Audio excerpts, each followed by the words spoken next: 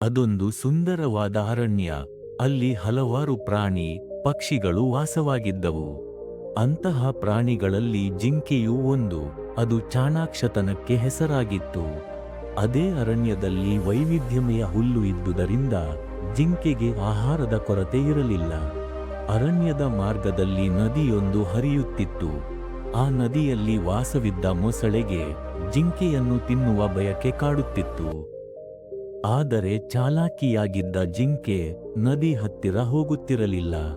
ಮೊಸಳೆ ಇಲ್ಲದಿರುವುದನ್ನು ಗಮನಿಸಿ ನೀರು ಕುಡಿದು ದಣಿವಾರಿಸಿಕೊಳ್ಳುತ್ತಿತ್ತು. ಒಮ್ಮೆ ಜಿಂಕೆ ನದಿ ಬಳಿಗೆ ಬಂದಾಗ ಆಚೆಗಿನ ತೀರದಲ್ಲಿ ಹುಲುಸಾಗಿ ಬೆಳೆದಿದ್ದ ಹುಲ್ಲು ಕಂಡಿತು. ಆ ಹುಲ್ಲು ತಿನ್ನುವ ಆಸೆ ಚಿಗುರಿತು. ಆದರೆ ನದಿಯಲ್ಲಿ ಮೊಸಳೆ ಇರುವುದರಿಂದ ನದಿ ದಾಟುವುದು ಹೇಗೆ ಎಂದು ಚಿಂತೆಗೆ ಒಳಗಾಯಿತು. ಕೆಲ ಹೊತ್ತಿನ ನಂತರ ಯೋಚನೆಯೊಂದು ಹೊಳೆಯಿತು.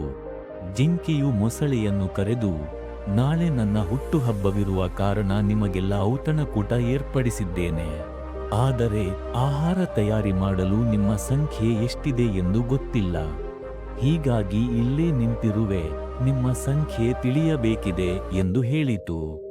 ದಡ್ಡ ಮೊಸಳೆ, ಹಾಗಾದರೆ ನಾನು ಏನು ಮಾಡಲಿ ಎಂದಿತು. ನಿನ್ನ ಎಲ್ಲ ಗೆಳೆಯರನ್ನು ಮೇಲೆ ಕರೆ, ಸಾಲಾಗಿ ನಿಲ್ಲಲು ಹೇಳು. ನಾನು ಅವರ ಬೆನ್ನ ಮೇಲೆ ಕಾಲಿಟ್ಟು ಎಣಿಸುತ್ತೇನೆ ಎಂದಿತು ಜಾಣ ಜಿಂಕೆ. ಈ ಮೊಸಳೆ ಕರೆದ ತಕ್ಷಣ ಎಲ್ಲ ಮೊಸಳೆಗಳು ಮೇಲೆ ಬಂದು ಸಾಲಾಗಿ ನಿಂತವು. ಆಗ ಜಿಂಕೆ ಒಂದರ ಮೇಲೆ ಒಂದರಂತೆ ಮೊಸಳೆಗಳ ಮೇಲೆ ಹೆಜ್ಜೆ ಹಾಕುತ್ತಾ ಆಚೆ ತೀರಕ್ಕೆ ಹೋಯಿತು. ಆಚೆ ತೀರ ತಲುಪಿದ ನಂತರ ಮೊಸಳೆಗಳನ್ನು ಉದ್ದೇಶಿಸಿ, ನನ್ನನ್ನು ಈ ದಂಡೆಗೆ ತಲುಪಿಸಿದ್ದಕ್ಕಾಗಿ ಧನ್ಯವಾದಗಳು ಎಂದು ಹೇಳುತ್ತಾ ಓಡಿಹೋಯಿತು. ಅತಿಯಾಸೆ ಗತಿಗೇಡು ಎಂಬ ಮಾತಿನಂತೆ ಜಿಂಕೆ ತನಗೆ ಆಹಾರವಾಗುತ್ತದೆ ಎಂಬ ಆಸೆ ಹೊಂದಿದ್ದ ಮೊಸಳೆ ಚಾಣಾಕ್ಷ ಜಿಂಕೆಯಿಂದಾಗಿ ನಿರಾಸೆ ಅನುಭವಿಸಬೇಕಾಯಿತು. ಮೂರ್ಖತನದ ಪರಮಾವಧಿ ಎಂದರೆ ಇದೇ. ಮೊಸಳೆಯ ಮೂರ್ಖತನದ ಅರಿತಿದ್ದ ಜಿಂಕೆ ಅದರ ಲಾಭ ಪಡೆಯಿತು. ಹಾಗೆಯೇ ಜೀವನದಲ್ಲಿ ನಾವು ಮೂರ್ಖರಾಗಿದ್ದರೆ ಅದರ ಲಾಭ ಪಡೆಯುವವರು ಬೇಕಷ್ಟು ಜನರಿರುತ್ತಾರೆ ಮತ್ತು ಅಂಥ ಅವಕಾಶಕ್ಕೆ ಕಾಯುತ್ತಿರುತ್ತಾರೆ.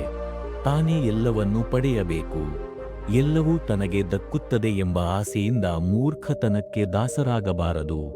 ಬುದ್ಧಿಶಕ್ತಿಯನ್ನು ನಿಯಂತ್ರಣದಲ್ಲಿಟ್ಟುಕೊಂಡು ವಿವೇಚನೆಯಿಂದ ನಡೆದರೆ ಜೀವನ ಸುಗಮವಾಗಿ ಸಾಗುತ್ತದೆ.